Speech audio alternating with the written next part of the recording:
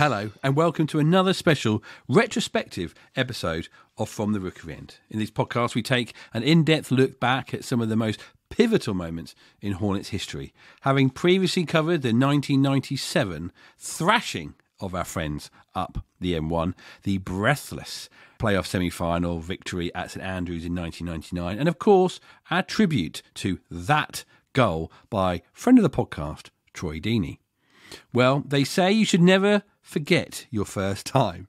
So on this podcast, we're going to make sure by going back 40 years to the day, that's if you're listening, of course, on the day of release, to look at Watford's first ever appearance in the FA Cup final. Of course, the result didn't go exactly to plan. We don't think we're spoiling anything there, but it was still a historic day and one which is looked back upon fondly by generations of the Hornets faithful. In this podcast, we try to encapsulate what it was like to be a Watford fan during that famous FA Cup run, culminating in that sunny day at Wembley in May 1984. This show has been brought to life by a wide range of contributors, without whom this simply wouldn't have been possible. So a huge thank you to Ollie and Jeff Wicken, Fran Lynn and Adam Cummings, the voice of Vicarage Road's Radio Hornet during the 70s and 80s. You'll hear from three familiar voices, men who were boys back in 1984, Matt Rowson, the author Lionel Burney, and our very own Jason Bailey. Thanks to them all for their amazing contributions, which we're certain you'll enjoy. It's 1984, and this is From the Rookery End.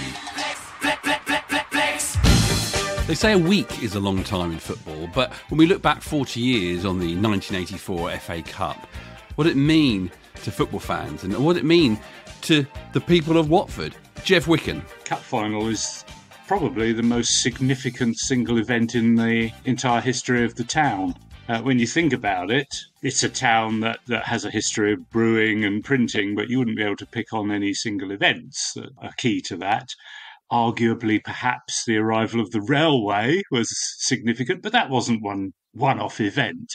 I would argue that this is the single most significant thing that the town ever experienced. The first time its club, which had recently reached the First Division, went then on and got itself to the FA Cup final, which is the big tournament for all the lower league clubs that they would be dreaming about. We got there. The way that it united the town was unique. If you like, at a collective level for Watford fans and the whole town. This was Graham Taylor's vision of a relationship between a club and its community come to life in the most colourful and exuberant and exciting way. And in the cup final was in many ways just a wonderful gift to the town from Elton and Graham. That's Jeff's brother, Ollie, of course, Ollie who writes Hornet Heaven, and the two of them work on the Watford Treasury. But for some people, it's hard to really remember what the FA Cup meant to football fans. Cup games got bigger crowds than league games. The Cup really, really mattered. The third round Cup day invariably had the highest attendance of the season. And the other thing was you always put out your best team. So there was none of this rotation or resting players or keeping your best players on the bench in case you needed them later. Because for most of its life, the FA Cup was played at a time when there weren't even substitutes. So you went all out to win from the start. I'd agree with Jeff. I'd say winning the FA Cup was more glorious and prestigious than winning the league. This is the life of lower division clubs, as it still is to this day. But at the time, especially when we were in the Third Division South and only one team could get promoted, usually your season was over by November. And you would simply dream of getting through a couple of rounds of the Cup and then being drawn against a First Division club. And it happened once a generation. We got drawn against Newcastle in 1924 and then Manchester United in 1950. It's once a generation. And that's about right if you think about the probabilities of it.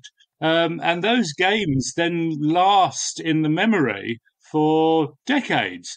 There was a particular incident in the 1950 game when, supposedly Watford should have had a goal with the ball being over the line. People talked about that for years. It was one incident in one match. And when we got drawn against them in 1969, 19 years later, it was still a talking point that was used in the build-up to the game, because for lower league clubs, the FA Cup was such a huge thing. In fact, in British football generally, it was probably a very long time, until relatively recently, the big tournament that clubs really wanted to win. It was the only domestic game that ever got shown on television. So there was a huge focus on it. The FA Cup final in particular was incredibly special, and it was a proper national event in the way that it hasn't felt like for years. For most of people's lives at that point, live football on TV hadn't really been a thing, apart from the FA Cup final. And there was a whole day of TV pretty much devoted Tomorrow, to it. BBC One brings you the FA Cup final from Wembley, a celebration of football that kicks off in the morning with a feast of pre-match entertainment, with celebrity guests, including Freddie Starr and Mel Smith and Griff Rhys-Jones. Cup final grandstand will be setting the scene before the afternoon clash between Everton and Watford, plus an exclusive first chance to see Elton John's new video. BBC One will bring you expert commentary of the match itself as both managers watch their players in action. Well, they're a tremendous squad of players, and they feel for the fans. They've got a tremendous affection with them. Crikey, we are at Wembley, and you're going to lead a team out at Wembley. A preview tonight at 10:15 and Cup Final Grandstand starting at 11 tomorrow on BBC One. That's not the last time television will come up in this podcast. The FA Cup for people can be almost their first taste of football, and can be very significant to certain fans. Here's the beginning of Lionel Birnie's relationship with the FA Cup. Missing the FA Cup final in 1984 really came to define the next 4 decades of my support of Watford, really, because I was an 8-year-old boy. My dad had been a Watford supporter since the early 50s. He'd been to all the games in the run to Wembley. My first ever away game was the semi-final at Villa Park against Plymouth. I'd been pestering him for a year, probably. It felt like a year. That might be an exaggeration, but certainly the season Watford finished runners-up in the league, I'd been pestering him to go. He went with a friend of his. I completely get 80s-style parenting was dads wanted to go to the pub before the game and possibly afterwards, and there wasn't really room for an 8-year-old boy who'd have to sit in the car with a bottle of pop and a packet of crisps. But I'd started going in 83. I kind of like surfed this wave towards Wembley vicariously initially, because my dad, as I said, went to the Luton away game in the third round, went to Charlton. I vividly remember him going out the door and then coming back with a programme. And I just sat and devoured the programme that evening, like just looking at this document of, Watford were in the 5th round. I mean, you've got to bear in mind, when you're an 8 or 9 or 10-year-old boy, all this stuff is new. You're still finding out what the FA Cup is. You're still sort of working out how it all goes. More from Lionel about why he didn't make it to the FA Cup final as we go on. This was an amazing season for Watford if you look at the events that happened. Europe and this FA Cup run. Watford fans were now 7 years into the Graham Taylor era, the first one, and things were starting to change. The end of the 1983 season, when we'd finished runners-up, our main strikers left the club. So Luther went off to Milan, and Ross Jenkins left, and Jerry Armstrong left to Real Mallorca. And they had scored 48 of our goals between them in the 82-83 season. Actually, Luther scored most of them, but 48 between them. And we signed one new striker, lumbering beanpole, who'd played against us as centre-half for Cambridge United a couple of years earlier. A gentleman we all know as George Riley. It wasn't promising, and things really didn't start very well. And our attack was as figuratively toothless as George Riley literally was. Now, Watford blogger Matt Rowson, he was in Germany for most of this season. His mum and his dad had moved out there for work. And as we were talking about, the squad was changing. 1983-84 was a bit of an odd season, a transition season in a way, because having finished second the previous year, we had obviously famously a number of young players in the team. But we also had a number of senior players who had reached the end of their career, certainly at that level. That summer we lost Ross Jenkins, who moved on, but Ian Bolton and Pat Rice were very much stepping back. We lost Luther Blissett to Milan, and we had a load of injuries, so we brought in a load of kids. The UEFA Cup team was often extraordinarily young, simply because we didn't have players available due to injury, and the players that had been signed, the players that come in, hadn't arrived early enough or hadn't been signed early enough to meet deadlines. So it was an extraordinarily young team. I remember we started the league season not terribly well and recovered quite well. Like Lionel, Jason, one of the From the Rookery End gang, he was a young whippersnapper and had just started following Watford in the early 80s. I think he was about 10. At that point in time, we were riding on the crest of that Graham Taylor wave, just sort of had moved up through the divisions and success after success. Okay, there's not a trophy per se, but sort of relative successes of where we'd come from in the late 70s. As a young, impressionable lad, you're just sort of taking everything that comes your way. So, yeah, it doesn't matter if Luther Bliss has been sold to AC Milan, because now we've signed another couple of strikers who was starting to score goals. I was lucky enough to go to the Kaiserslautern game at home. Ian Richardson scored a couple of goals, come out of the youth team, and you just accepted it as a young lad. It's like, yeah, well, we're Watford. We can do this. We're great. This is great. Football's great. I love it. The one thing that always sticks in my mind from the books I've written is that Graham Taylor told Elton John, of course, was the chairman at the time, and he was about to embark on some like vast European tour that was going to span like 6 or 8 months or something, and he was going to go off and play all around Europe, you know, night after night. And before the third round draw was made, which would have been like it is now, early December, Graham said to Elton, keep the cup final date free, May the 19th. Keep that date free. Don't have a gig on that night. Graham obviously believed that, you know, a cup run might be on the cards, even though at that time, I think probably sort of late November, early December, the league form was so bad that they were in the bottom three, and, you know, everyone was thinking that the bubble is going to burst here. They were doing terribly. They were right down the bottom end because they couldn't keep the goals out of the net. And it wasn't really until November that all got sorted out. And that's when Mo Johnston came, and you know, he then scored, I think, 24 goals in 35 games or something. So instant success. Graham Taylor also brought in Lee Sinnott, David Bardsley at that point as well, both young players, but at least that now gave them much more in the squad. Ian Bolton sort of lost his form at that point rather unexpectedly and got transferred to Brentford, I think. So it just took until November or December for it all to gel in the league. And at that point, they won a whole bunch of games and immediately shot up into mid-table and were clearly going to be mid-table for the rest of the season in the league. And with the UEFA Cup also now out of the picture, the FA Cup run started. Things are looking up with this new look Watford under Graham Taylor. So it's time for the FA Cup. Jason. Well, the first memory probably starts with the draw for the third round. I think it must have been, sort of looking back at the fixtures that season, because I think we were listening to it or heard a rerun of it as we were getting back from, I think it must be Nottingham Forest, looking at the fixtures. I'm assuming it would have been sort of early December, or we'd been somewhere else and got back around the same time as we normally would from football. As we were getting out of the car, they mentioned it was Luton v Watford. There's a little bit of excitement, a little bit of deflection, again for the reason sort of like I mentioned, oh God, it's Luton.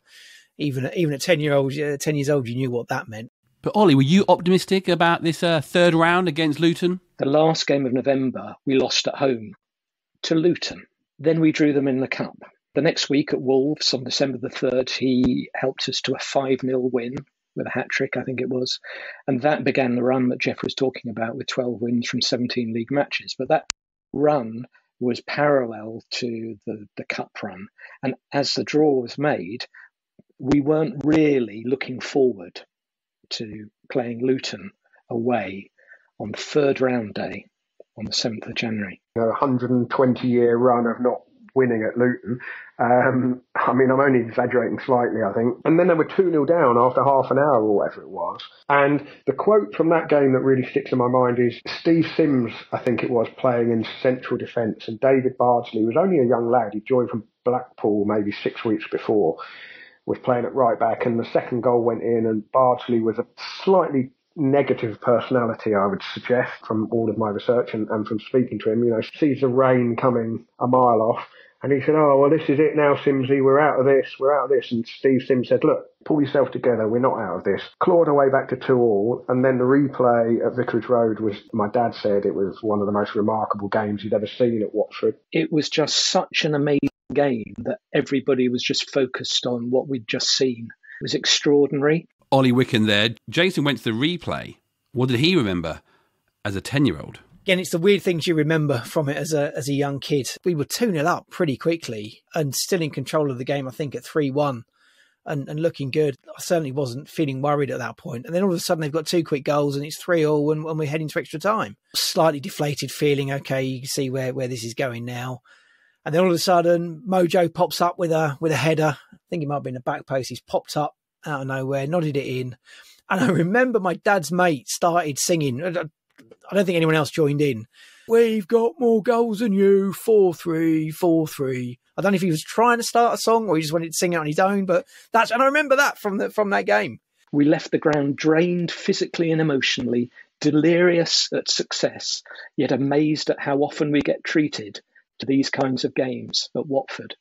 And in fact, in the Watford Observer the next week, Ollie Phillips made exactly the same observation. He said, still these memorable Watford nights continue, conjuring fresh combinations of thrills and excitement to leave you wondering if we will see the like again, only for them to reoccur at regular, inspiring intervals. He said it was a match and a memory to place alongside the win at Old Trafford in 1978 over Manchester United and 7-1 over Southampton in 1980. It was on that scale of just how amazing it was. So we were focused on that and we weren't focusing on Wembley. And there were some other special things going on at the time, not just the beginning of this FA Cup run. Jeff Wicken again. 4 days after the replay win over Luton, that was the day when Steve Sherwood, our goalkeeper, scored a goal. Then the following month, there was a 5-3 win away to Notts County, which was on Match of the Day. And there were only 2 games that were ever picked to be on Match of the Day at that point. So that was a big deal. Nigel Callaghan scored 2 extraordinary goals. Then we had a 4-2 win at West Ham away midweek, which was possibly the best Watford performance I ever saw. Then the 4-4 draw against Everton in the league game. And this stuff was going on all the time. When you look back at that sequence of events, Graham saying keep the cup final date free 6 months ahead of time, and then getting drawn against our deadly rivals and being 2-0 down and overcoming them in extra time. There's something written there, wasn't there? I don't really believe in that sort of thing, but in football I certainly do. It's normally stacked against us. But in this case, everything sort of fell our way. The draws were fairly kind. Big teams got knocked out. I think Manchester United went out in the 3rd round. Liverpool went out in the 4th round. It was like opening up for us. And there's a quote that Graham gave me for Enjoy the Game, where he said, look, if you look at the maths of it, if you're in the top division, bear in mind the top division were 22 teams then, you already get advanced to the 3rd round. If you get a kind draw in the 3rd round and win that, you're kind of narrowing down the odds of success in the FA Cup. You've just got to keep being lucky in the draw and win the matches. And to be fair, Watford were lucky in the draw. So it was Charlton in round number 4. My uncle went and he got me a programme. So again, sort of read through the programme from that one. But it just seemed, as you said, a fairly standard routine win for a 1st Division team against a 2nd Division team. First mention of Wembley that I've got in my diary was after the Charlton game. I was back at university and I didn't go to the game. I was listening to updates on the radio. But I was definitely excited by it because the last word in the diary entry is a 3-syllable word. Wembley. So Ollie was getting the Wembley fever a little bit early for some, maybe, because next up was Brighton. Brighton had been in the funnel the year before, and in the previous round they had knocked out Liverpool, who were top of the league. So they were no mugs. I think they were 12th in the 2nd tier at that point. I went into it with a very different view from normal games, because in those days I judged a game by how much I'd enjoyed myself on the terraces.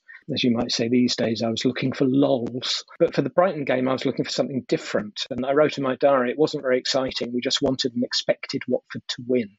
We didn't go there to enjoy ourselves. The result was just too important. So perhaps similar to the 2019 fifth round tie at QPR, when you take things more seriously when the final is only 3 wins away. And as a fan who was going there and just enjoying myself on the terraces, I kind of knuckled down and thought, right, this one really matters. Well, it's worth saying the Brighton game remains one of the top 20 attendances at Vicarage Road of all time. We had 28,000 in there. So the 4th and 5th round, we dispatched teams from the division below. But now we're facing Birmingham City, another First Division side. I can remember listening to the draw for the 6th round against Birmingham. It must have been half term or something, or the Easter holidays or something. Or maybe I was just off school, maybe thrown a sickie, possibly. But we listened to the draw on Radio 2, the clanking of these walnut balls in some mythical velvet bag, drawing us out against Birmingham. I can remember my dad kind of sucking the air, through his teeth, a bit like a car mechanic who's estimating a very expensive bill. I was like, oh, that'll be difficult. And I was like, why? They're like right down the bottom. We'll be fine. We'll beat Birmingham. Ah, the innocence of youth. So what was his Birmingham side like? Who were we going to be facing? Big quarter-final away at Birmingham, St Andrews. And they had a hugely violent side at that point, who were very scary. Tony Coton was the goalkeeper, which is quite well known, but there were a number of other fearsome names. Mick Harford was there, Pat Vanden Houw. For those who were sort of following at the time, those names were they were a brutal side, Birmingham. That was going to be a big game. Birmingham was my first away game in with the Watford fans. And I just remember it's this vast stadium. I think they had this terracing all down one side, packed full of people. And again, you look at the stats, there were 40,000 people there that day. So biggest crowd I'd been in up to that point by far. Where we seemed to be on the corner of the terrace where the away end was, we seemed to be right on the edge of the Watford fans. There seemed to be a bit of space there. But it happened to be the corner, nearest the corner of the 18-yard box where Barnsley scored that magnificent goal. And I still swear that is my favourite Watford goal that I've seen live. A more mature mind that has sort of watched Watford goals and been able to perhaps analyse them in more detail since. I still love that goal. Just Barnsley doing Barnsley things. And if you look at it back where he sort of does that shimmy between two defenders and then just seems to dip it over the great Tony Coton into the top corner. My sort of first proper experience of being in an away end celebrating a goal like that was fantastic. An enormous kick by Sherwood. Blake gets it clear, only to Barnes. Oh, lovely skill. Oh, what a magnificent goal!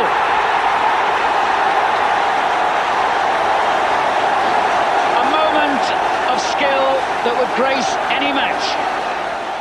Adam Cummings, who many people will remember this voice as the one from Radio Hornet at Vicarage Road back in the day. He was at that game also. The atmosphere was tremendous. I mean, it was that was a tough game.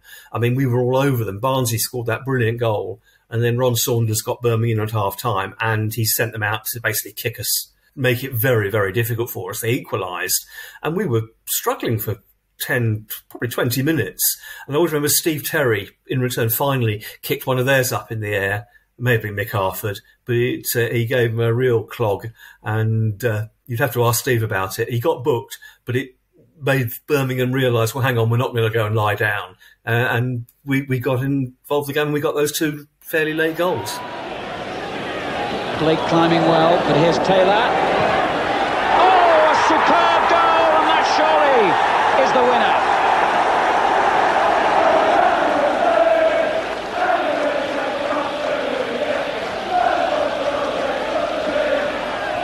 Riley's back header, Johnston's there, Barnes at the far post. It's 3-1.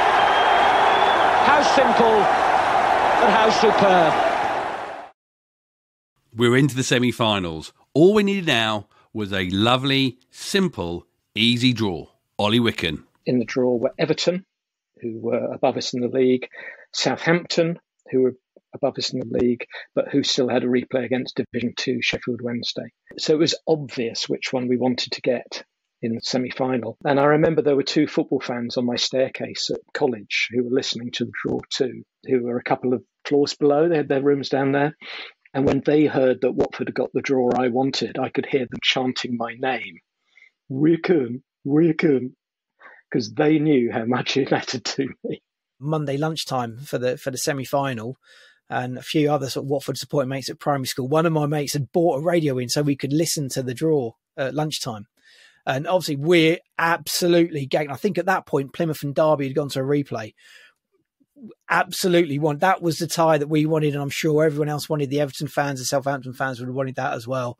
And there we were in the playground, stopped our lunchtime football game just to listen to the draw, and everyone celebrated as Watford v Plymouth or Derby came out of the hat. Absolutely joyous bunch of 10-year-olds.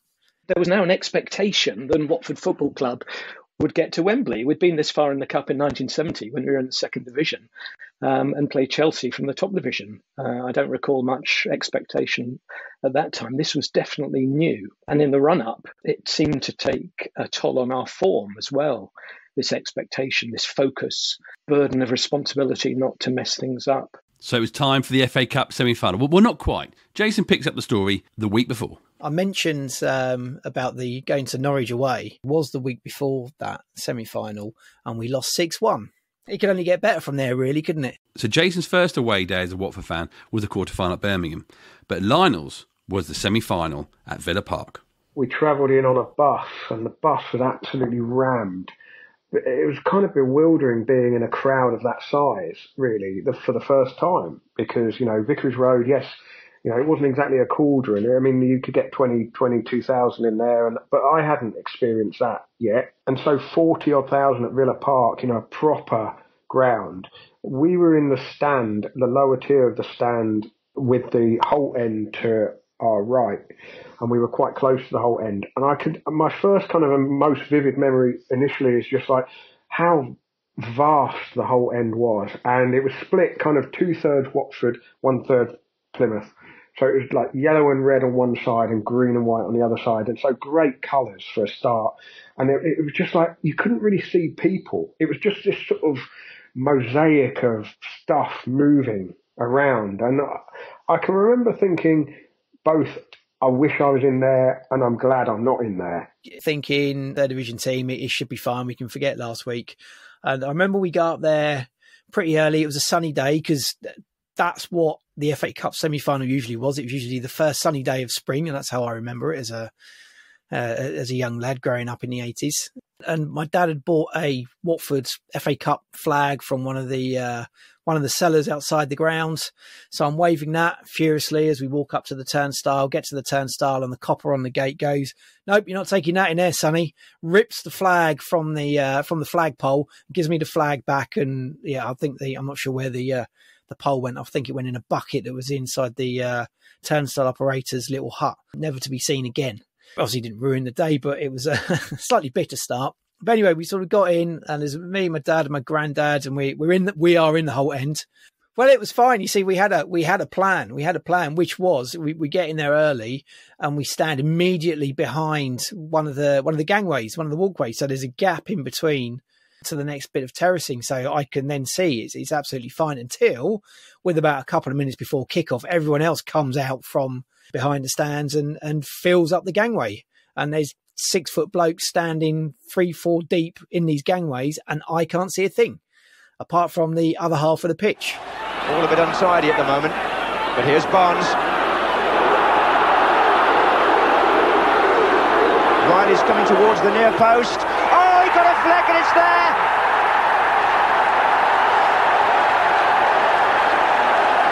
George Riley came in, and Watford are in front after 13 minutes. And the long kick being chased by Barnes. And Watford are through to Wembley for the first time in their history. George Riley's goal wins the semi-final and takes this remarkable story of Graham Taylor's club a stage further. My memory of the goal is seeing Barnsley start a run down the left wing, then he disappears. Then I see the ball come across up in the air as he crosses it. Then the ball disappears again. And then about half a second later, everybody starts cheering.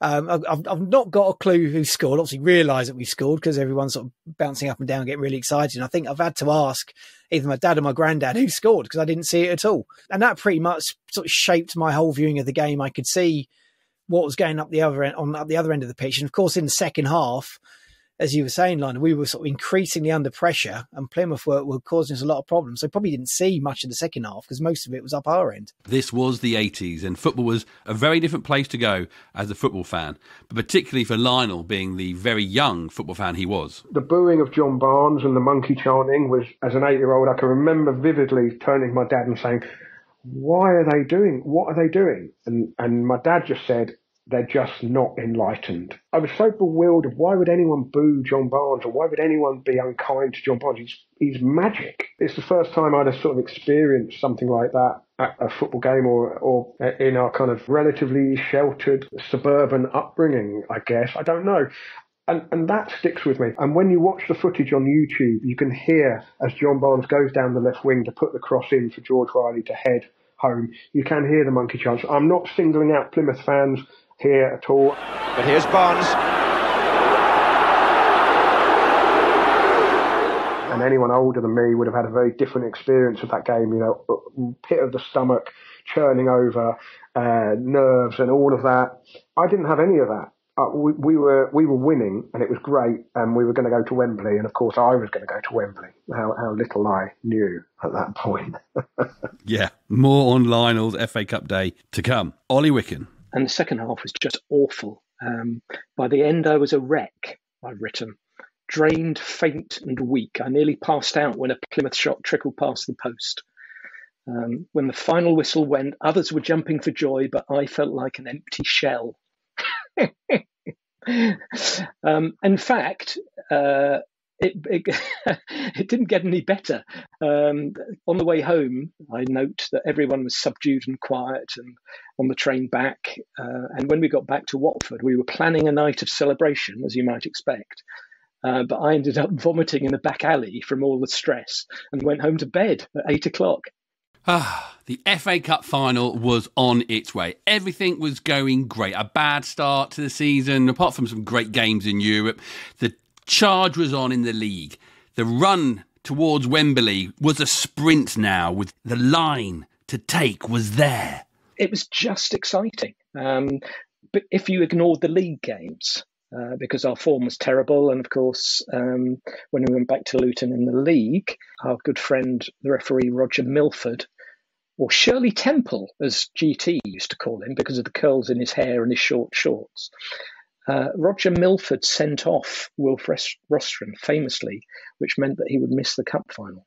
We played away at Luton and we didn't go, but my dad said, "Well, Wilf Rostron can't play in the cup final now."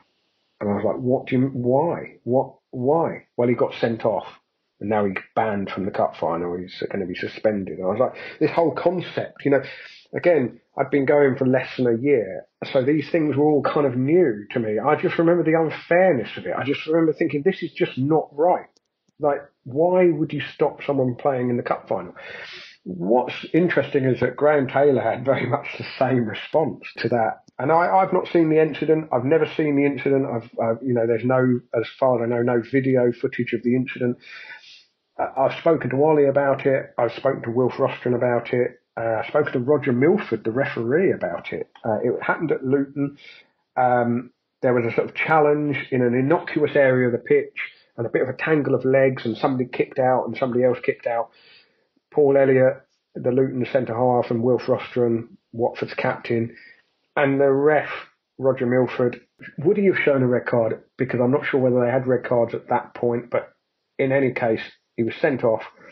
And the thing that sticks in my mind about that is Graham Taylor and Rita, his wife, were at the game, but they had tickets to go and see a play, a Shakespeare play in Stratford that night. And they travelled up to Stratford, and Graham said, like, that, you know, you're a big kind of, you know, like that kind of cultural thing. He liked to go to the theatre and stuff. And he just said, I just couldn't shake from my mind just how unfair it was that Wilf was going to miss the cup final. Would that affect what happened in the FA Cup final? We'd have to find out in a few weeks' time. But Jeff was absolutely ready for this FA Cup final. He went to the Hornet shop. A tip of the hat to Tony Marks and the Hornet shop here. Many visits to the Hornet shop. The amount of paraphernalia that Tony Marks came up with. A retail genius that the man is.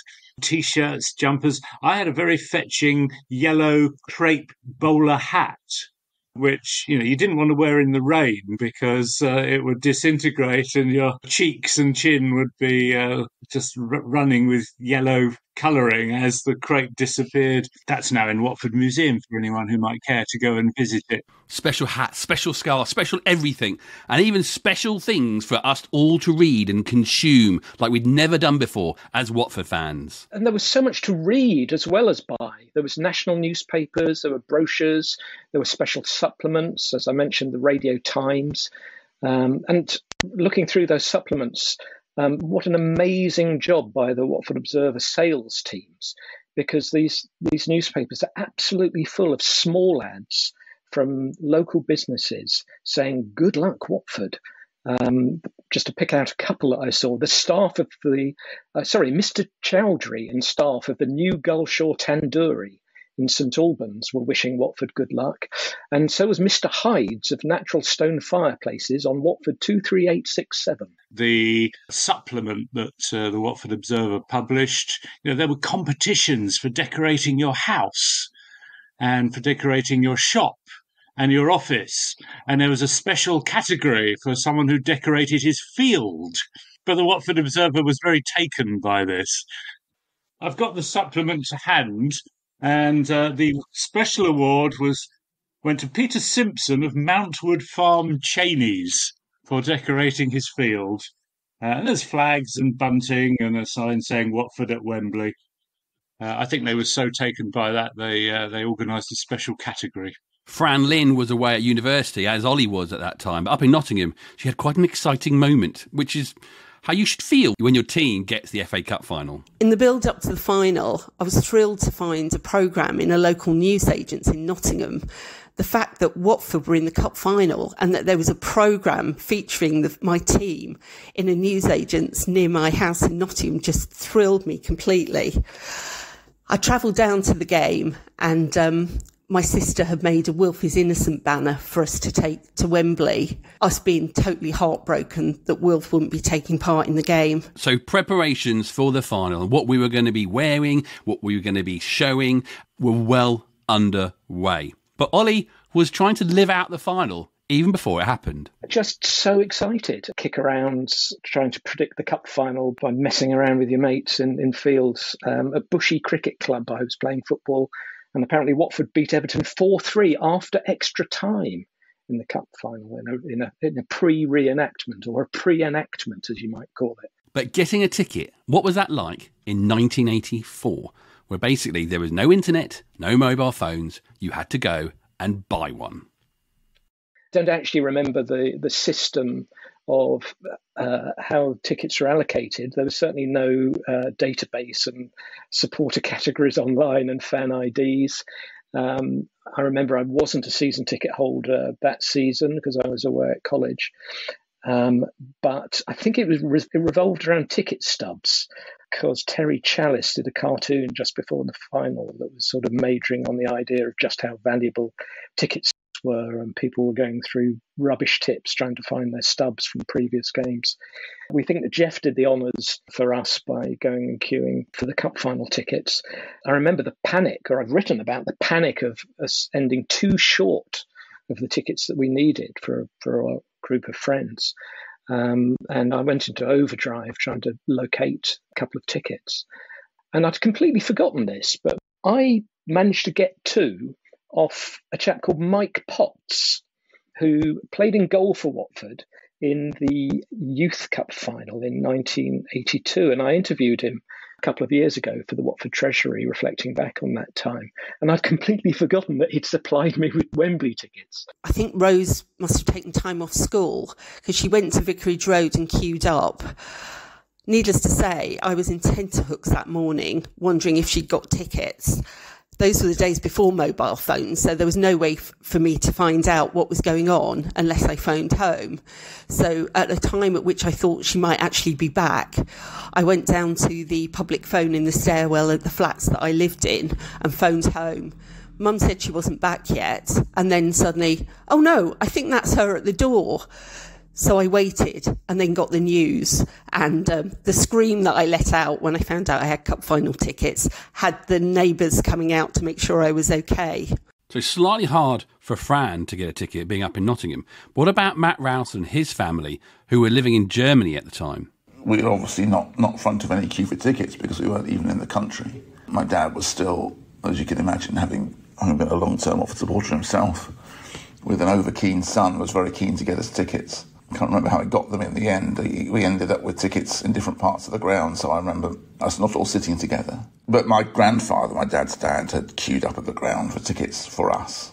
Again, bearing in mind that I'm 11 at the time, and so recollection may have been distorted, but there were some lads who pushed in front of him in the queue, and his perception was, as a result of this, he didn't get tickets and they did. You can understand anyone being frustrated, but he was not one to take such a thing lying down, and he was very upset, as you can imagine. The club went to great lengths to appease him. Tom Wally made the house call, and my grandfather liked him very much, but didn't relent and basically stopped actively supporting the club from that point, I think. Didn't go back. He'd been a regular until then. Certainly someone was sending me match programmes, and that was him going to the games. That's devastating to hear. But getting tickets for the final wasn't also a great thing for Lionel Birnie. As an 8-year-old boy, I just assumed we'd be going to Wembley. And unfortunately, we didn't get tickets. And the reason we didn't get tickets was because my dad wasn't a season ticket holder. And so he had to wait for them to open up onto general sale.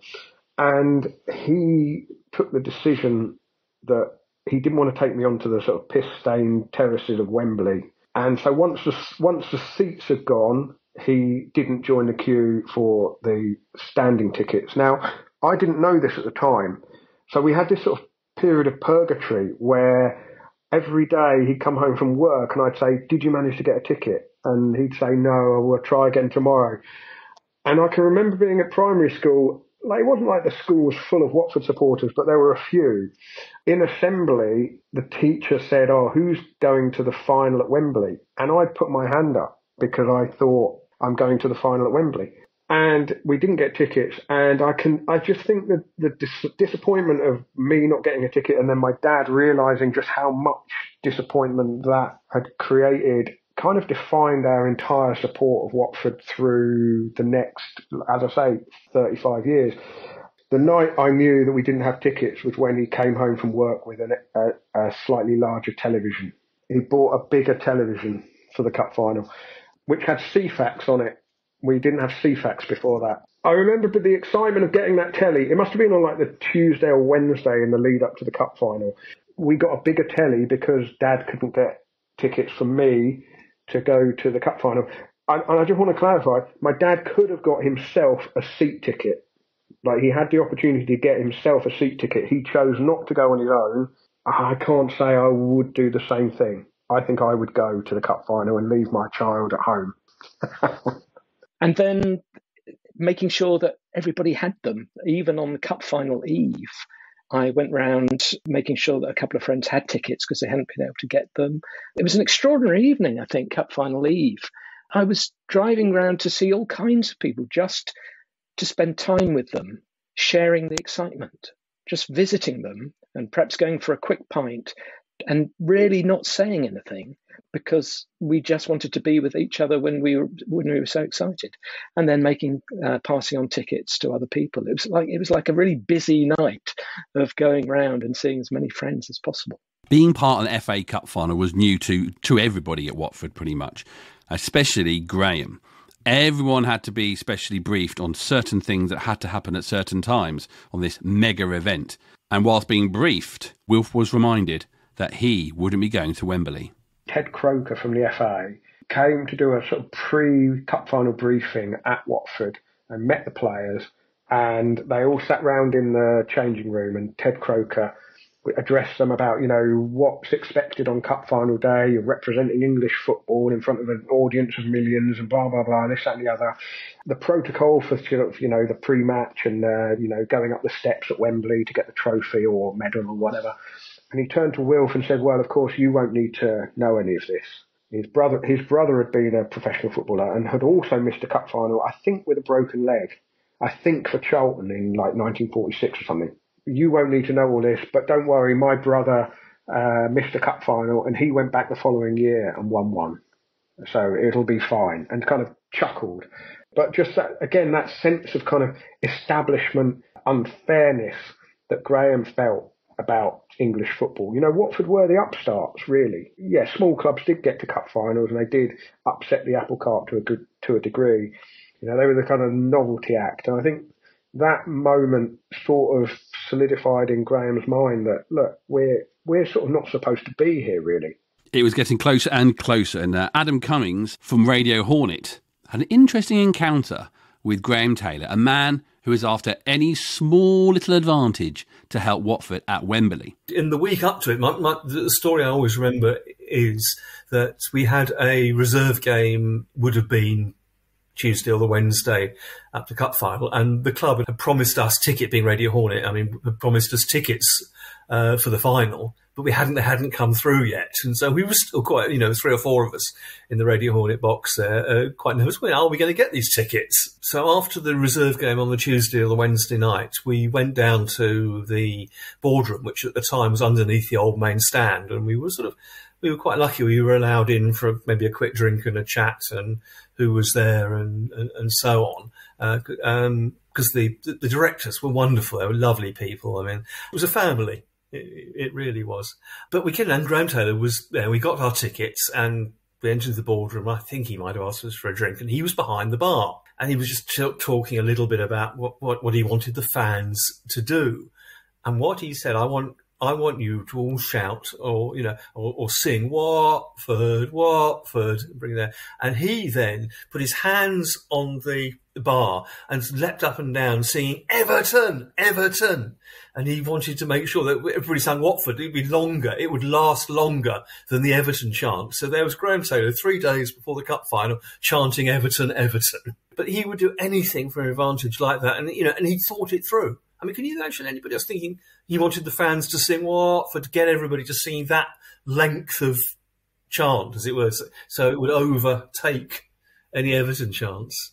Lots of little things about the build-up that I think are common to every smallish club, or maybe every club that gets to an FA Cup final, certainly in those years. All the sort of little things that, as an adult, I've learned, like the journalists all wanting stories from the squad and the players agreeing that they would pool the money that they got from those stories. But then Mo Johnston went off and sold something to a paper, that he didn't share with everyone else or whatever. Those kind of things that happened. Players fretting that they wouldn't get tickets for their families.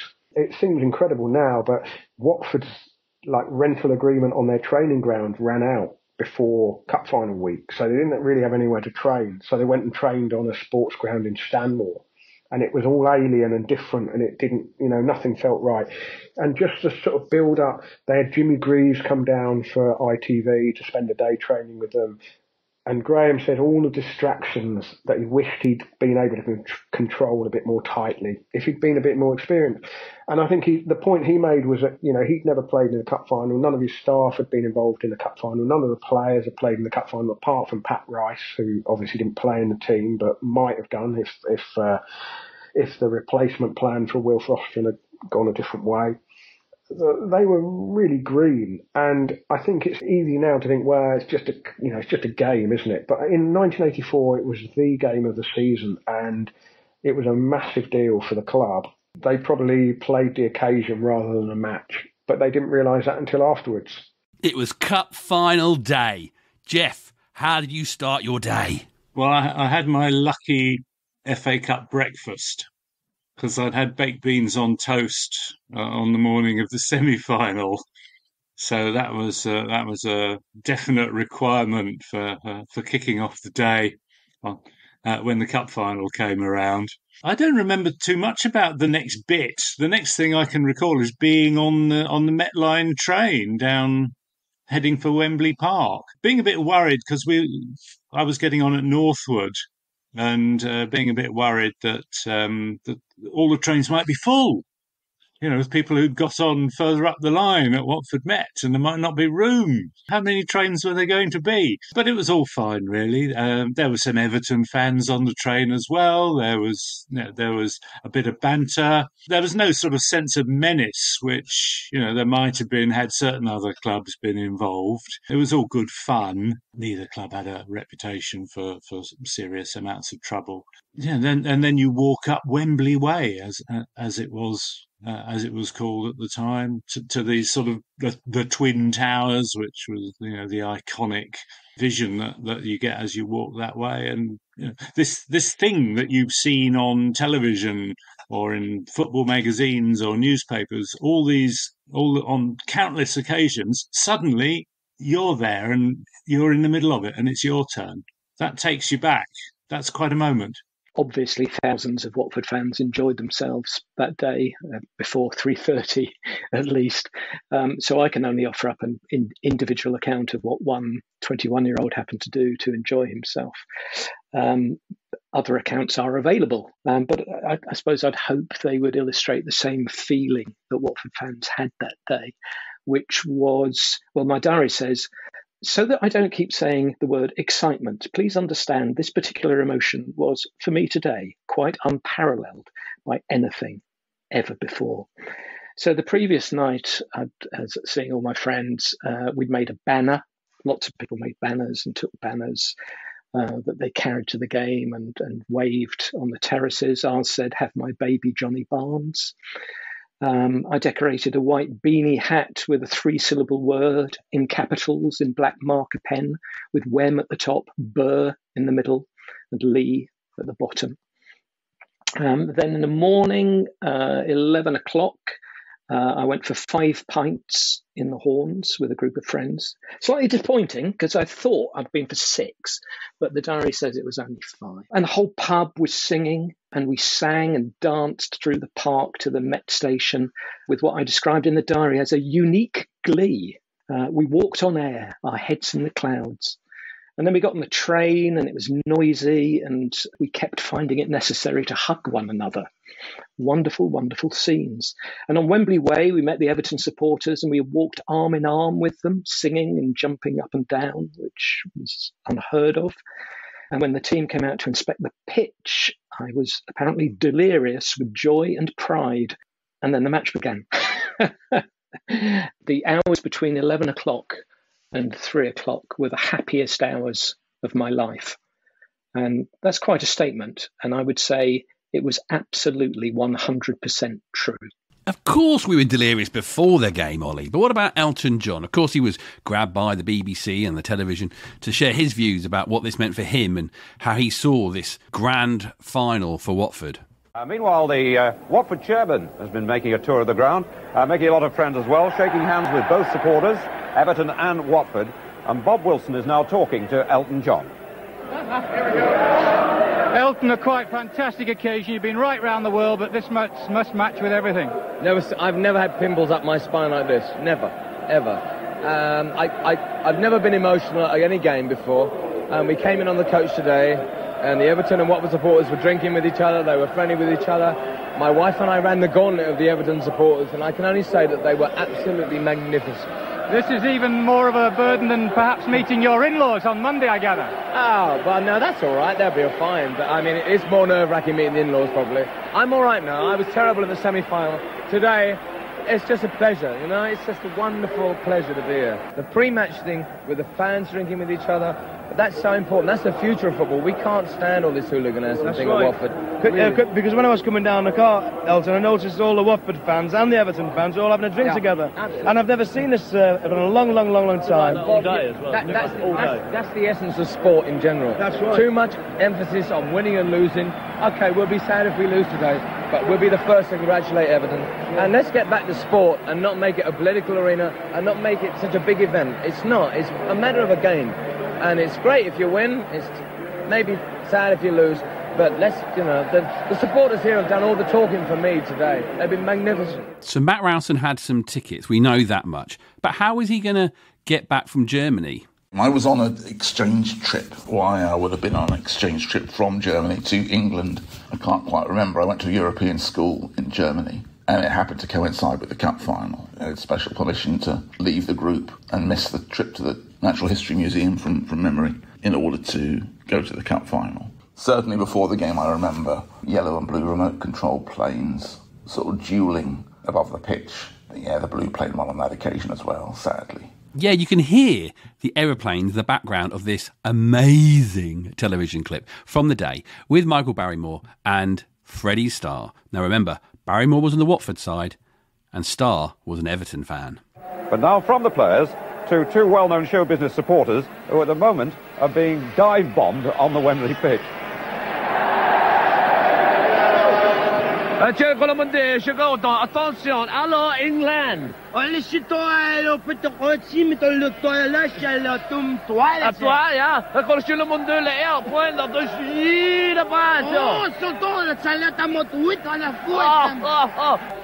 of the state of the pitch, Freddie? I think it's a marvellous pitch. It's a pitch, yes. And I think it's marvellous. I think that... Shut up! Shut up! Yes, they're shutting up. Well, they did it. Shut up! And what about the colour of the pitch, Freddie? Yeah, green. Green. That went a bomb there, Freddie. Yes, did you hear the reaction to that? The reaction. Thank you. You have to remember, it was the 1980s. And Lionel was at home watching on his brand new television. Lionel, did it have a remote control? It did have a remote control, yes. It had a remote control, a real big plastic clunky remote control. The TV set was as deep as it was wide, the old cabinet style TV. It was a Ferguson brand. I know, I mean, okay, we're getting into details no one wants to know here. Like I said, my mum was finishing off a Watford scarf.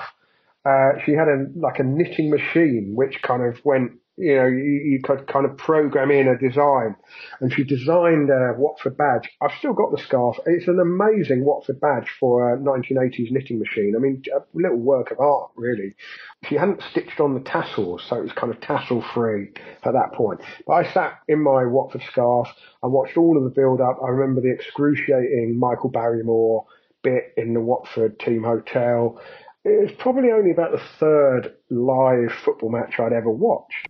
And Jason was also watching at home, not having got a ticket himself. What was your day like, Jason?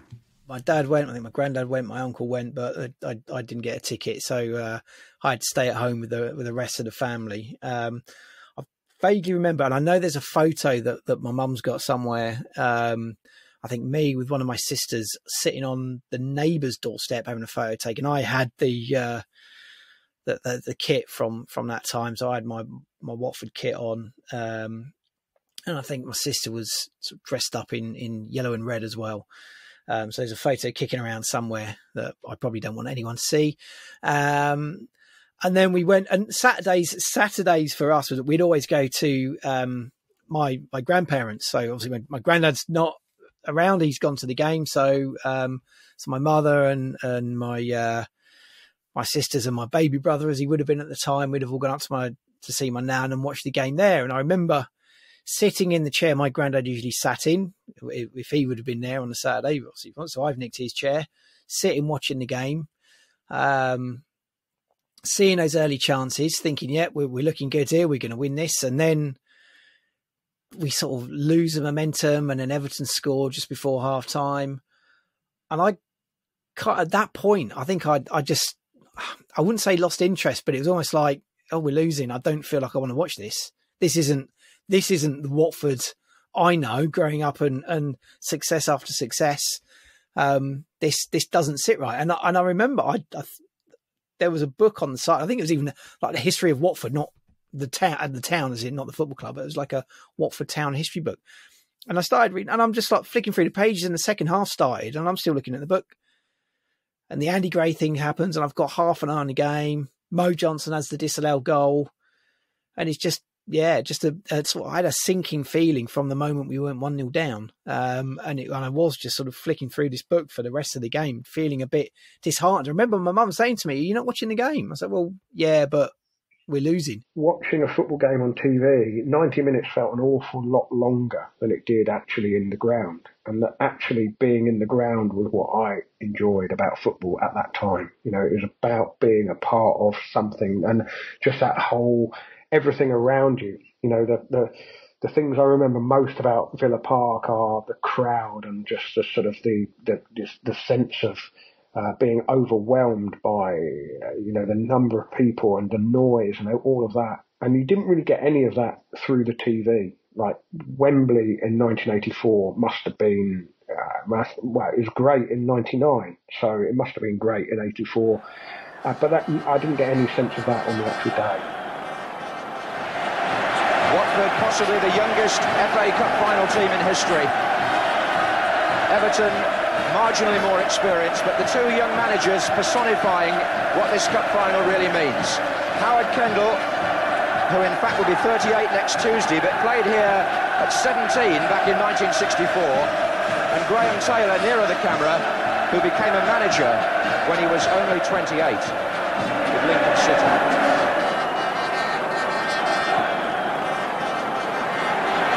And as Riley and Johnston wait to start the final, Graham Taylor with John Ward to the left of the picture, Billy Hales to the right.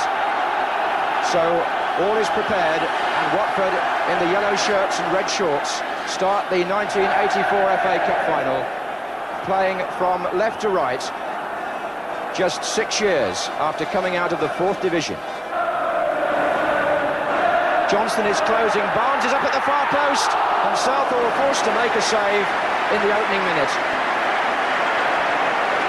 from John Barnes' header.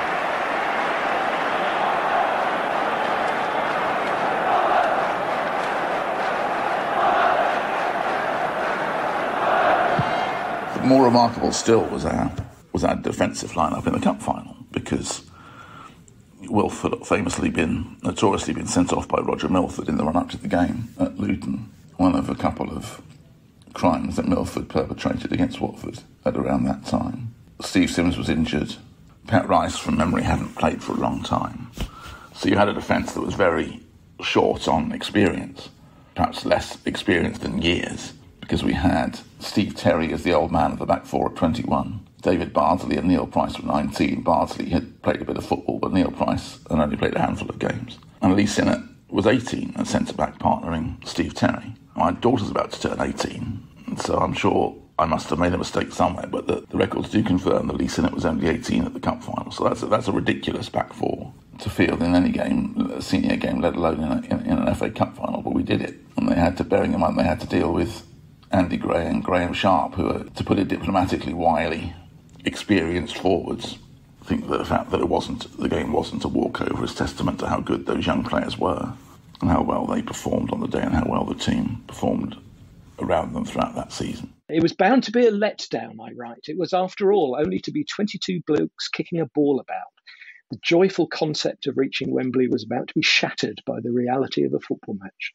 And we didn't play well enough, and we lost 2-0, and I found it shattering because I'd been on such a high before. And at the end, we sang, "We'll support you evermore." And I think it was a truth that we were trying to use to make ourselves and the team feel better. But it really didn't help. It was just a truth that reminded us how painful the defeat was and that we'd never, ever forget it. Both of the goals were unfortunate. The first one was a shot that was going wide and went to a different Everton player who turned round and sliced it in off the post. And the second one we all know about shouldn't have been given. So Everton weren't much cop either on the day. But, 2-0 is 2-0. Stephen again. Gray and Sharp waiting in the centre. And Gray is closing in here. Oh, and Sherwood didn't collect. And the goal is given. The challenge of Gray, too much for the goalkeeper. And Everton are 2-0 in the lead. And Sherwood disappointed. Gray and Everton ecstatic as Trevor Stephen crossed the ball from the right. And Andy Gray comes in, marked by Steve Terry, but he beats him and Sherwood, and the ball is in the net. And Merseyside, the Evertonians, are celebrating their second goal. The next day, there was a big celebration in Charter Place for the team, welcoming our heroes back. I mean, they still were our heroes, haven't got that far. And I probably remember more about that than I do about the game itself. I certainly remember Steve Harrison doing an impression of Nigel Callaghan on the stage while Nigel Callaghan was at the microphone wondering what the hell was going on.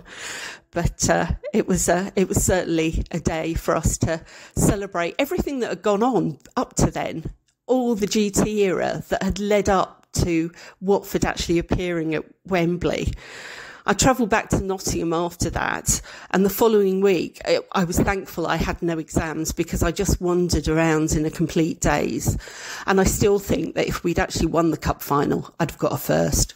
So, 40 years on, looking back on that special day, the 19th of May, 1984, how does everyone feel about the cup final that Watford lost?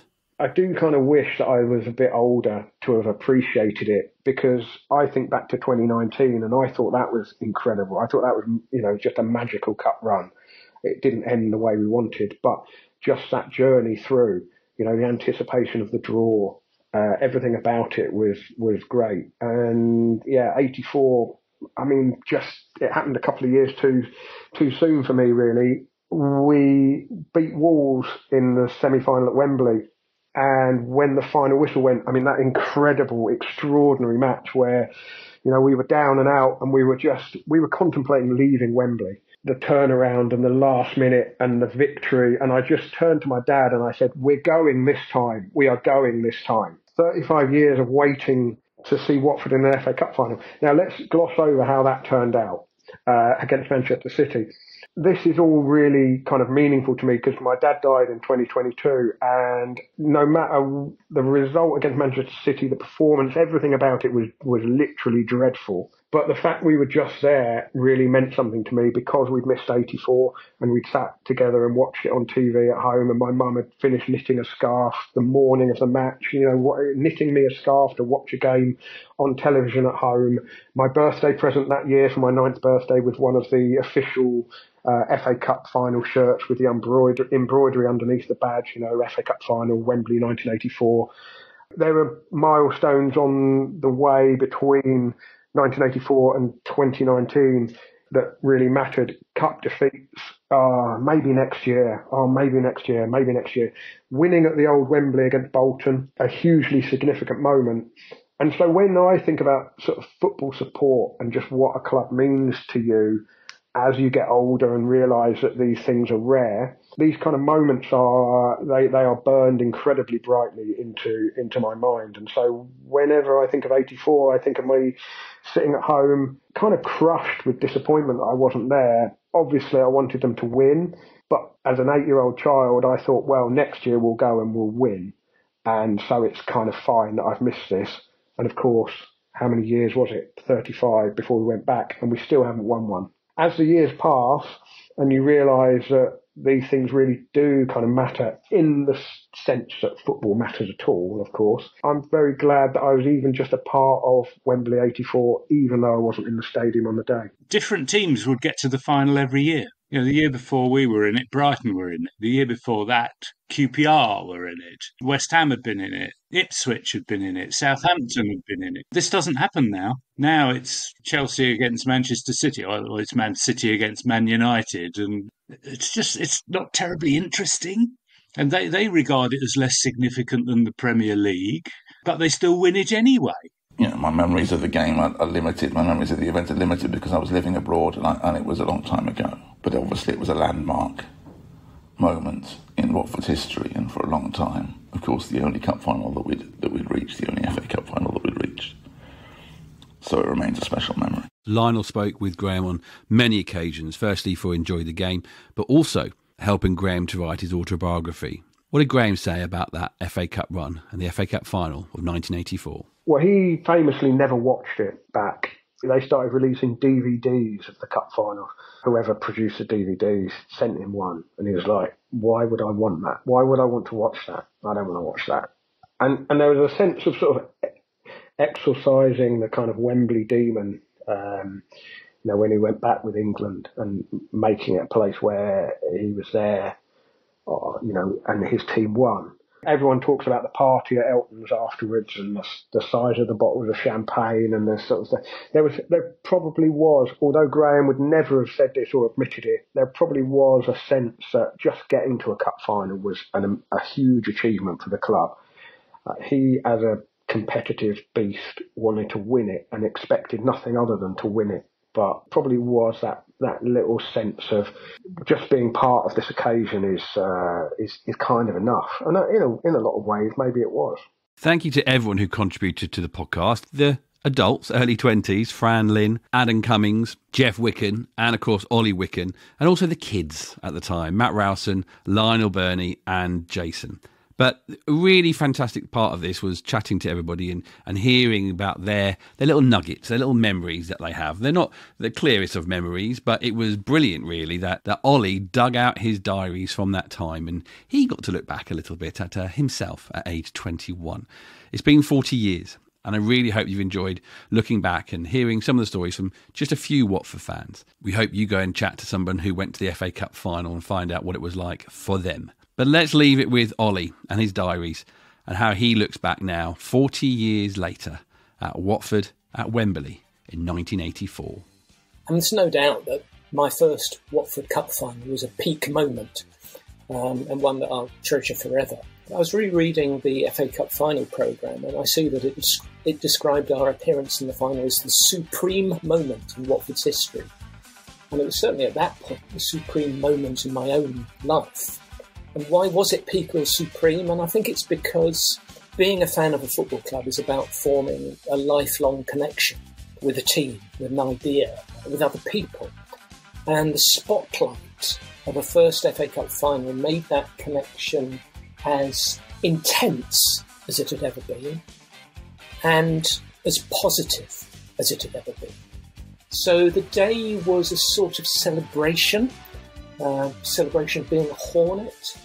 And for me, and I would guess for every Watford fan, it was also a kind of thanksgiving of the things that matter to us the most in our lives. It was our friendships, our family ties, our loyalties, our identities, I suppose. And all those came to the fore, particularly for me, the friendships, as I've mentioned, visiting as many friends as I could just to share the excitement and hugging them on the day, helplessly hugging them.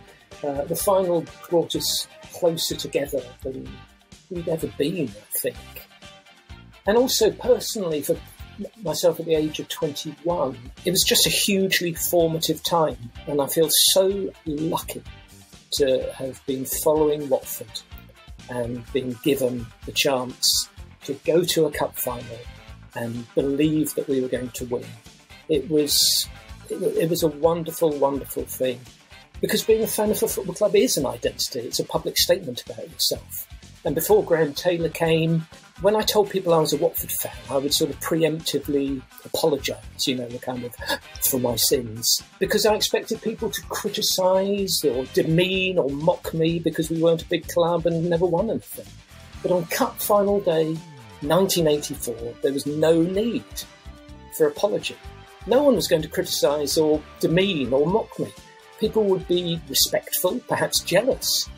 And Watford and me, I suppose, by extension, were in the world spotlight, the most watched match on the planet. And we deserved to be there. And we could as easily win the match as lose it. We were kings of the world.